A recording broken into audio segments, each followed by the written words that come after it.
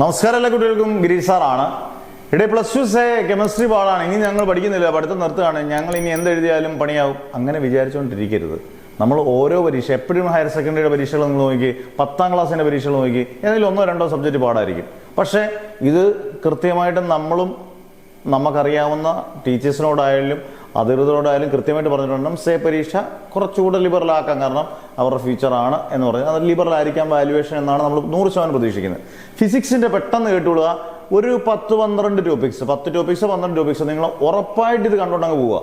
ഇത് maximum share ചെയ്യുക, കാരണം നാളെ പരീക്ഷയാണ് എന്ന് പറഞ്ഞുകൊണ്ട് ഷെയർ ചെയ്തിരിക്കരുത്. ഒന്ന്, Gauss's theorem in electrostatics, Gauss തിയറത്തിൻ്റെ proof, 3 application, force and torque on a dipole placed in a uniform electric field, dielectric polarisation, capacitors in സീരീസും capacitors in parallel, expression for capacitance in a parallel plate capacitor, Kirchhoff ലോയും Wheatstone ബ്രിഡ്ജും, അതിൻ്റെ കൂട്ടത്തിൽ Ohm's ലോയുടെ നോക്കിക്കോളുക.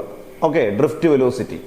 പിന്നെ 4-മത്തെ Biot Savart's and application, Ampere circuital theorem, conversion galvanometer into voltmeter, conversion galvanometer into ammeter. പിന്നെ power factor, impedance, AC generator, ഇതെല്ലാം ഒന്നാണ്. പവർ ഫാക്ടർ, ഇംപിഡൻസ് ഒരു ചാപ്റ്റർ എന്നുള്ളതാണ്. AC generator, losses of a transformer.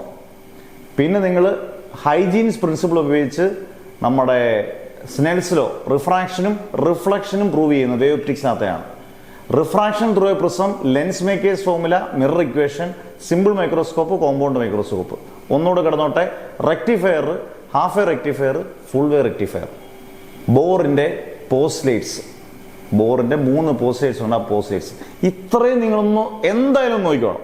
ഇതിന്ന് 13 ചോദ്യങ്ങൾ ചോദിക്കുമെന്നല്ല ഞാൻ പറഞ്ഞു വന്നത്. ഇതിന്ന് ഒരു 3 ചോദ്യം ചോദിച്ചാലും മക്കളൊരു 10-12 മാർക്ക് കിട്ടും. 5 ചോദ്യങ്ങൾ ചോദിച്ചാൽ നിങ്ങൾക്ക് 10-20 മാർക്കോളം കിട്ടും. അന്നേരം പഠിക്കാതെ വരുന്നത് മാക്സിമം ഷെയർ ചെയ്തേക്കുക കേട്ടോ. അന്നേരം നല്ലപോലെ എഴുതുക, നല്ലപോലെ പഠിക്കുക, ആരും തോക്കാതിരിക്കട്ടെ. Never ever give up.